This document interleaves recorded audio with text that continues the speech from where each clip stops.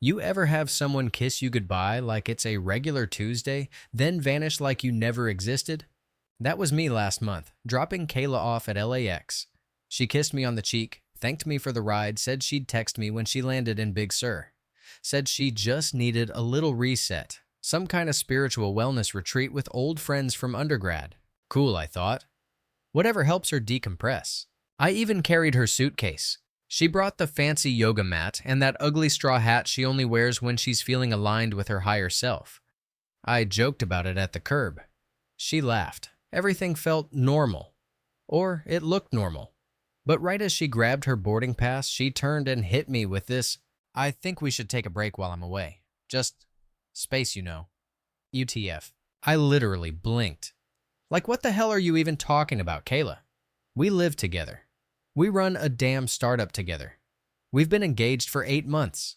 But before I could respond, she was already in line at security throwing me that half smile she uses when she doesn't want to talk things through.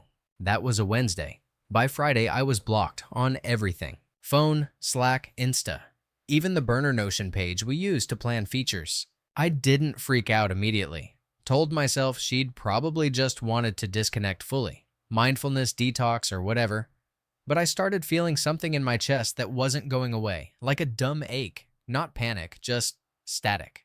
By Sunday, I was pacing my apartment like a lunatic. Tried emailing her, pinging her college friend I vaguely knew, even called the wellness center she was supposedly at. Nothing. They wouldn't confirm if she checked in. Total radio silence. And then I got a call. From Aiden, our investor from Vibe Fund. "Hey, just wanted to check something. Are you really stepping back, as CEO Kayla said she'd be taking over all forward-facing meetings for Q2? My stomach dropped. I played dumb. Said, "First I'm hearing of it." He laughed awkwardly and said something like, "Oh, maybe I misunderstood." No, he didn't misunderstand. That's when I started connecting dots I didn't even know were dots yet. You ever realize you're being replaced in real time? It doesn't happen all at once. It's slow, sneaky. Like a file quietly being deleted from a shared folder, and you only notice when you try to open it. That Monday, I did a full audit of our company drives. Guess what? She had cloned our pitch decks. Clean copies, no notes. She removed me as an admin on the Trello board. Scheduled private Zooms with our top 3 clients, the ones I brought in. I was pissed. Not even sad at this point, just angry. Like chest buzzing, can't sit still kind of mad. The break wasn't a break, it was an exit strategy. Except I wasn't the one exiting. So what did I do? I didn't scream. Didn't send some all-caps email. Didn't text her some dramatic "how could you" at 3 a.m. No, I got strategic. I called up Jules, our CTO, and the only person left I trusted fully. She'd been quiet lately, keeping to herself. Turns out she'd been suspicious for a while too. Kayla had tried to loop her into a potential restructure a week before the trip. Jules never responded. Instead, she pulled receipts. Chat logs, access logs, meeting invites. You name it. We spent 2 nights cross-referencing Kayla's moves, and it was worse than I thought. Kayla wasn't just ghosting me romantically. She was ghosting me professionally and planning a takeover. Here's what really hit me, though, the moment I stopped feeling anything for her at all. She used my own damn engagement speech, the one I gave during our YC pitch, as a slide intro in her private deck. Word for word. "We're not just building a company, we're building trust at scale." Yeah, she plagiarized me. The man she left at the airport like a F*******ing Uber driver. So I started plotting. Not revenge, not yet, just protection. Contingencies. Locking stuff down. Quietly. I told no one else, not even my brother. But I knew one thing for sure. When she came back, she'd find everything had changed. Last Thursday, she texted me like nothing happened. New number, no context, just, "Hey babe, landing at LAX 11:30 a.m. tomorrow. Can you swing by?" Can I swing by? After 6 weeks of vanishing like a magician in yoga pants, I stared at the message for a full minute, not knowing whether to laugh, throw my phone, or drive straight to the airport just to block her face to face. I didn't reply, didn't even react. I just sent the message to Jules, who responded with one word: "Showtime." Because while Kayla was off sipping herbal tea and scheming behind my back, I wasn't sitting around heartbroken. I was building my defense. And a damn good one. By the time her flight landed, I had already locked her out of all company systems, reassigned her equity status to inactive pending board review, drafted a legal notice to prevent unauthorized use of company IP, and sent an internal memo to the team explaining a temporary leadership restructure due to performance concerns. She didn't even know yet, but she would. Oh, she would. And just in case she thought she could pull the whole "it's personal, not professional" card, I had printed screenshots of everything. Calendar invites, private email threads, even her message to Vibe Fund suggesting that I had been burning out and emotionally unstable. Nice touch, Kayla. The girl really did think she was starring in her own redemption arc. But this wasn't a rom-com. This was a boardroom. So I didn't pick her up from LAX, didn't text back, didn't acknowledge her at all. Instead, I sat in my apartment with a whiskey in one hand and the security app in the other, watching her ring our old doorbell 3 times. She waited, fidgeted, checked her phone, rang again, and finally saw the note taped on the inside of the glass. This residence is no longer accessible to you. Check your email for further instructions. Cold maybe, but not colder than blocking your fiancé and trying to snatch his company while pretending you're finding your spiritual center in Big Sur. I sent the email 2 minutes after she left the porch. Subject line: regarding your status with Lunametrics Inc. It was short, legal, and painfully clear. Kayla, per your uncommunicated absence and documented breaches of co-founder protocol, the board has initiated review proceedings to evaluate your future role. Until then, you are relieved of all access, representation, and equity decision-making power. Kindly return your company devices within 72 hours. Marcus. No drama, no threats, just clean lines. That night she called 5 times, left 3 voicemails. I didn't answer. I listened though. First one was soft, like she was trying to play sweet. Hey babe, I just landed. Saw your note. Kinda confused, honestly. Can we talk? Second one a little sharper. Marcus, what the hell is going on? Why is my key not working? Why is my email dead? Third one full meltdown. Screw you, Marcus. You're acting insane. I needed space and you're punishing me. You're really gonna throw everything away. Damn right I was. Because it's not just the fact she left. It's how she left. Mid-launch, mid-fundraising, mid-us. This wasn't a messy breakup. It was a hostile acquisition attempt. And I wasn't about to lose my company, my sanity, and my self-respect all in 1 quarter. You want to disappear for 6 weeks and come back like nothing happened. Cool, but don't expect the same apartment or the same man. By Friday, she started reaching out to people in our circle. Some of them messaged me asking what was going on. I didn't feed the fire, just told them to wait for our internal statement. Kayla, however, she was in damage control mode. I saw her start spinning some crap on her private Twitter, something about co-founder conflict and how she needed to prioritize her mental health, and leadership dynamics shifted. Babe, no. You ghosted your business partner, tried to get him voted out behind closed doors, and now you're panicking because the coup didn't work. Welcome to accountability. And then came the real kicker. She tried to schedule a board meeting without me. Yep, she CC'd our lawyer and Aiden again, requesting an urgent alignment session to discuss her transition back into leadership. But this time, I was ready. I replied first. Attached. A signed statement from Jules, our CTO, documenting Kayla's absence and misrepresentation. Timeline of her secret investor meetings. Copy of the official board freeze motion. And a forwarded message from Vibe Fund confirming they would not engage with any leadership changes without full founder consensus. I ended the email with, Lunametrics does not negotiate with ghosters. Jules said it was petty. I say it was accurate. That weekend, I finally saw her. She showed up at our old WeWork office unannounced. Hair done, expensive coat, fake calm face. I was on a call, but she just walked in like nothing was broken. Can we talk? I stared at her. No words, just stared. She stood there for a second, then said, I messed up, I know. But I needed time and I didn't know how to. I cut her off. You didn't need time. You needed power. And when you didn't get it, you bailed. Her face fell, just a little, but enough to see. She tried again. I thought we were partners. I thought you'd understand. I did understand. That's why I didn't chase you. That's why I didn't beg. There was a pause. One of those long, cold pauses that stretch out and slice through the air. So what now, she asked. I shrugged. Now you get to rebuild. somewhere else, without me, and without this company. She didn't cry, I thought she might. But she just nodded slowly, stepped back and left. And for the first time since that airport drop-off, I felt clear. No noise, no static, no wondering what the hell happened or where it all went wrong. I knew. And I was done. Back at home, I poured myself another drink, sat down, and opened a blank doc. Title: What Losing a Partner Taught Me About Leadership. Because here's the thing. Love doesn't make someone loyal. And just because someone builds something with you doesn't mean they won't burn it down for you. But me, I built a fireproof plan. Let her start over. I already did. 2 days after she showed up at the office, everything got louder. It started with a group chat notification. One of our mutual friends, Liv, texted me a screenshot. Kayla had apparently started telling people I'd panicked while she was gone, overstepped, and took drastic measures without ever giving her a chance to explain.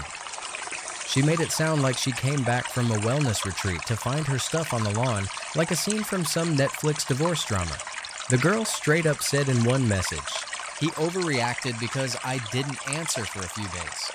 I wasn't gone forever. I just needed headspace. He made it into this huge betrayal thing." Are you serious? 6 weeks. Not 6 days, not a long weekend, 6 weeks. Blocked. No calls, no updates, nada. You don't vanish for a month and a half, erase access to shared workspaces, and pitch VCs behind your co-founder's back, then play the victim. I didn't even respond to Liv. I just posted a single message in our bigger group chat with close friends and some of the early Lunametrics team. Since people are asking, Kayla went on a 6-week break without notice, blocked me on everything, attempted a power grab with investors behind my back, and got caught.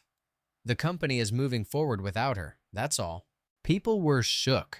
Not even kidding, I had 3 different DMs from folks I hadn't heard from in months. One even said, "Damn bro, she always gave off 'I'm a step on you if I can' energy." That was when I realized something. People saw what was happening all along. They just didn't say anything because it didn't affect them. But now that it blew up, everyone had a take. Kayla wasn't done though. Of course not. Because she's the type who can't handle not having the last word. So the next night, I get a text from a number I don't know. "Hey, this is Megan, Kayla's friend from college. Can we talk?" I rolled my eyes so hard I probably pulled something. But I replied, "Talk about what?" She says, "Kayla's not doing well.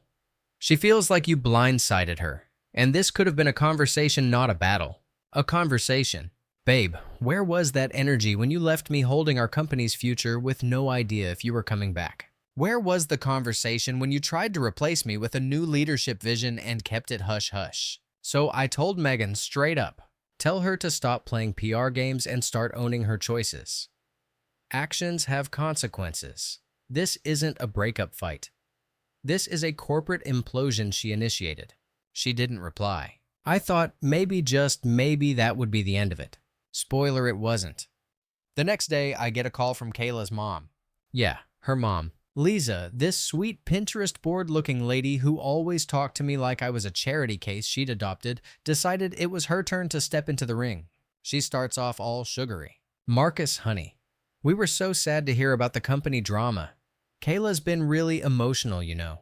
She's devastated. She didn't mean for things to go this way." Right. Because blocking your fiancé and CEO partner, ghosting during funding rounds, and setting up secret meetings is just classic oopsies. I let her talk. Then I said, "Lisa, I appreciate you checking in, but Kayla made choices, business and personal, and now she's dealing with the fallout of both." She didn't like that, got defensive. "Don't you think you could have handled this with a bit more grace? Maybe waited to talk when she came back." Lady, your daughter staged a hostile takeover. This wasn't about grace, it was about survival. With all due respect, this isn't a family dinner squabble, it's a company.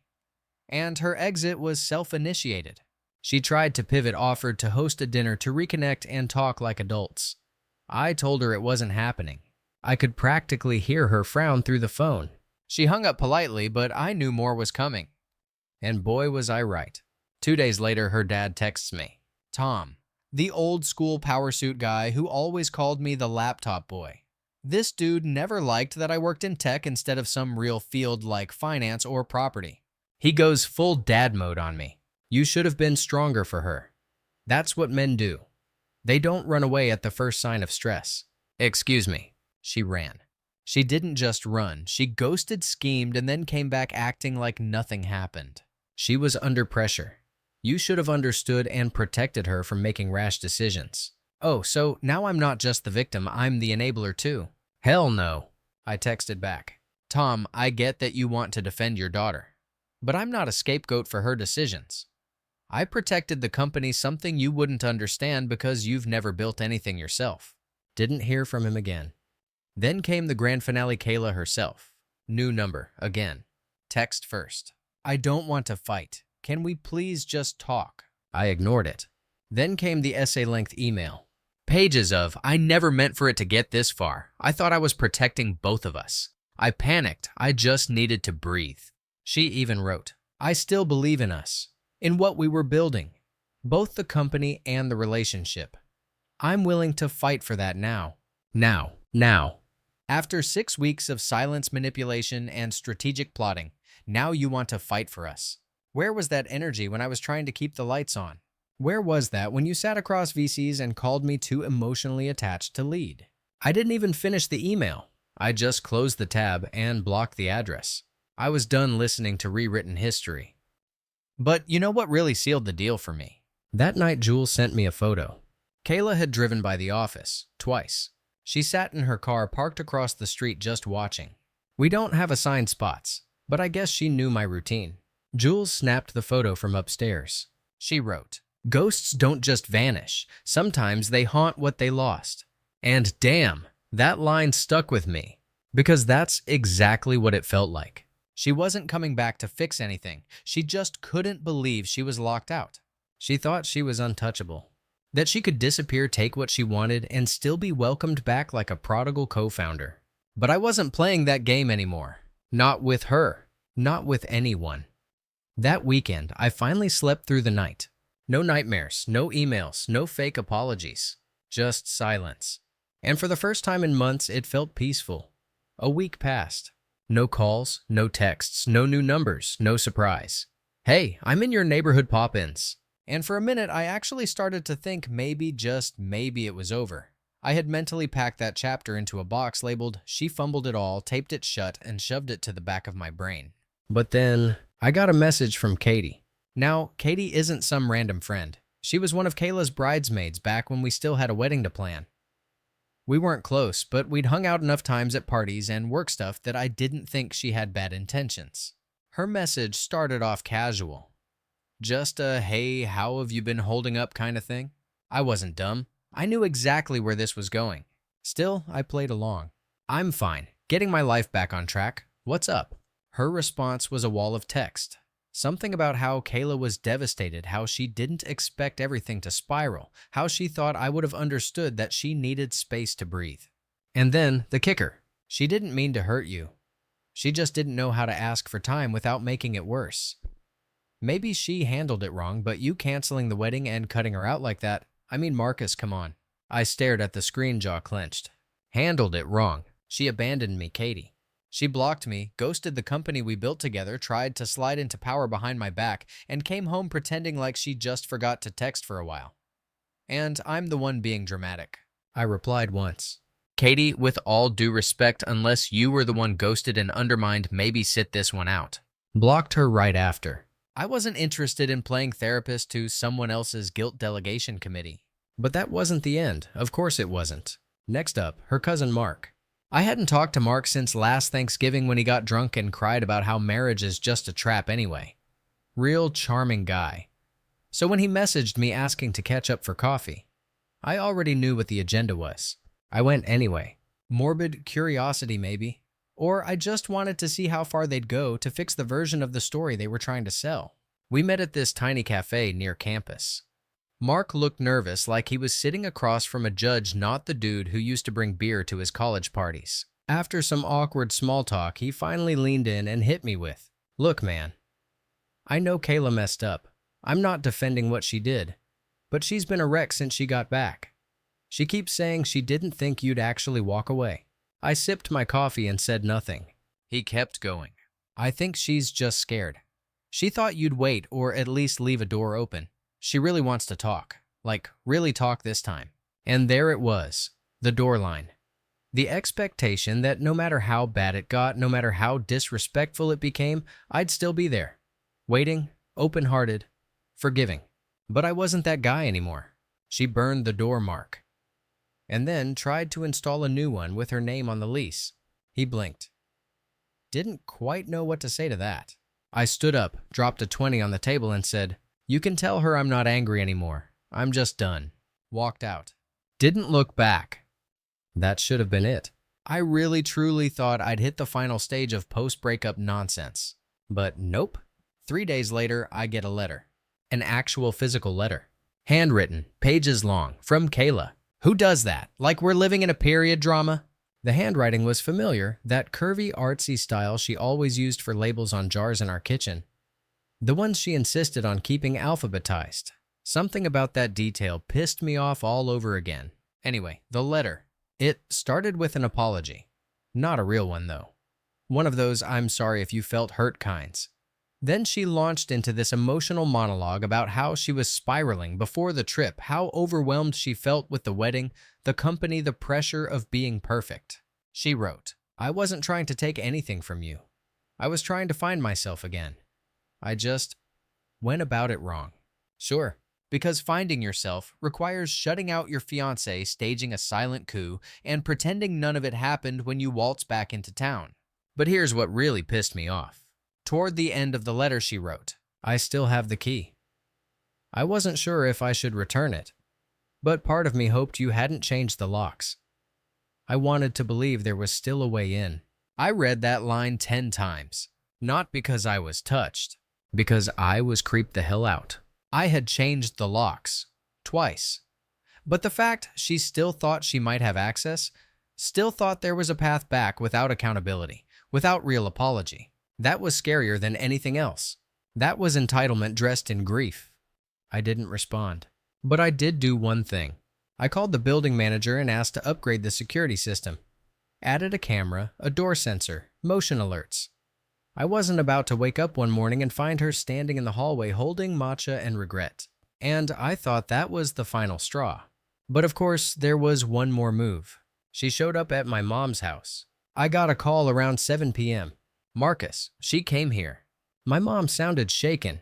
Not scared, my mom's tougher than drywall in winter, but rattled. She said Kayla had knocked on the door holding a little box. Said she wanted to talk about Marcus to understand how it all went so wrong.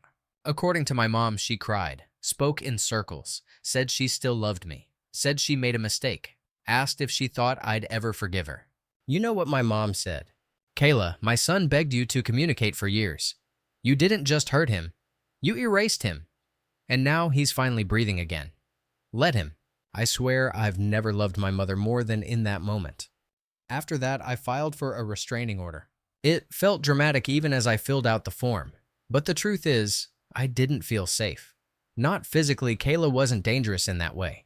But emotionally, mentally, energetically, she'd crossed every boundary, invaded my space, weaponized people around me to try and force her way back in. And now she was trying to go through my family. Nah, I needed distance, legal distance. The day the paperwork got delivered, she went quiet. Not a text, not a call, not a pigeon. It was finally actually fully silent. And I could finally actually fully breathe. The silence was weird at first. Like when your AC's been humming all day and suddenly shuts off and your ears ring from the absence. That was me. Sitting alone in my apartment with no "hey stranger" texts, no friends sending me screenshots, no sightings, no new numbers. Nothing. Just quiet. I didn't realize how much noise Kayla brought into my life until it disappeared completely. For about 3 days, I honestly felt disoriented. Like I'd stepped off a roller coaster and the world was still spinning. I'd been so wound up in her drama, her fallout tour, her social back-channeling, I didn't even know what life looked like without it. So I made a list. Yeah, a list. It's dumb maybe, but it helped. At the top I wrote, *T, that's mine now. And then I started adding my peace, my company, my apartment, my mornings, my calendar, my voice. I kept writing until the page felt full. Not just in words, but in weight, like I was finally taking inventory of everything she'd siphoned off piece by piece. And now, it was all mine again. No need to fight for it, no need to explain it. Just mine. Then I did something I'd been putting off for weeks. I cleaned out the last drawer of her stuff. You know the one. The "we'll split this later" drawer. The one that holds a hoodie, a half-used eye cream, some old birthday cards, and a tangle of charger cords that definitely aren't yours. At the bottom was a Polaroid. One of those dumb little square ones we took at the holiday party last year. She was wearing that red velvet dress she loved. I had my arm around her, both of us mid-laugh. I stared at it longer than I wanted to admit. And then I burned it. Not because I was angry, honestly, I wasn't anymore. But because I needed that symbolism. The final poof. That one act of letting go that didn't need to be posted or announced or screenshot for a friend. Just fire flicker ash. Done. Around the same time, I met someone new. No, not like that. Calm down. Her name was Talia. She ran the startup across the hall from ours. We'd crossed paths a few times in the break room, but never really talked beyond "you good on Wi-Fi" or "this coffee machine hates me." But one day, she popped her head in and said, "Hey, we're doing a soft launch next Friday. You should swing by. Bring your team." And something about the casual way she said it made me realize I hadn't been around people, like really around people, in weeks. I'd been head down in damage control, legal filing, startup triage. So I said yes. That Friday, Jules and I showed up with a couple devs, grabbed some snacks, shook a few hands. Normal startup stuff. But when I saw Talia again, she walked over holding 2 drinks and just handed me one. "You look like someone who could use something strong and cold." And I laughed. Like a real, actual laugh. We ended up talking for an hour. Nothing flirty, nothing loaded, just human. It was wild how good it felt just to talk to someone who wasn't waiting to ask about Kayla, or what happened, or how I'm really doing. She didn't know my baggage. She wasn't dancing around my history. I was just Marcus. The guy with a bruised startup and a half-decent joke about AI not replacing bad code, just hiding it better. That night, I slept like a stone. Monday morning, I got an email from Vibe Fund. Subject: Next Phase Alignment Proposal. Inside was a draft of the new funding structure, investor notes, and a short paragraph that made my stomach flutter in a weirdly proud way. "We appreciate the stability and resilience Lunametrics has shown during the transition. Your handling of recent challenges has only increased our confidence in the leadership team." Boom! I sat there reading that line over and over. They didn't say "despite the drama" or "considering the fallout." They said "resilience." Like I didn't just survive the fire. I built something in it. I forwarded it to Jules. She replied with, "Told you, fireproof." The week after that, I ran into someone I hadn't seen in years, Ryan, my old college roommate. We grabbed lunch, caught up, did the usual "dude, you haven't aged at all" thing. Somewhere between our second beer and the server dropping the check, he asked, "So what happened with the engagement?" I paused, felt my jaw tighten. Then I smiled. She mistook a retreat for a reset button. I didn't. He blinked, then gave me that slow nod guys do when they don't know what to say but know you said something real. "Damn, that's cold." "Nah," I said, "that's peace." We didn't talk about her again. And I didn't feel the need to. By month's end, the team had stabilized, features were shipping, and for the first time since Kayla vanished, Lunametrics felt like ours again, not something I was constantly defending, duct taping, or mourning. We'd had a setback, a betrayal, but not a breakdown. And me, I wasn't broken either. There was no revenge. Not really. I didn't slash tires, didn't post cryptic TikToks, didn't email her new job with dirt. I didn't need to. Because my silence was the loudest thing I could have done. I just moved forward. And that, I've learned, is the most dangerous thing you can do to someone who thought they'd always be able to walk back in. Keep going without them.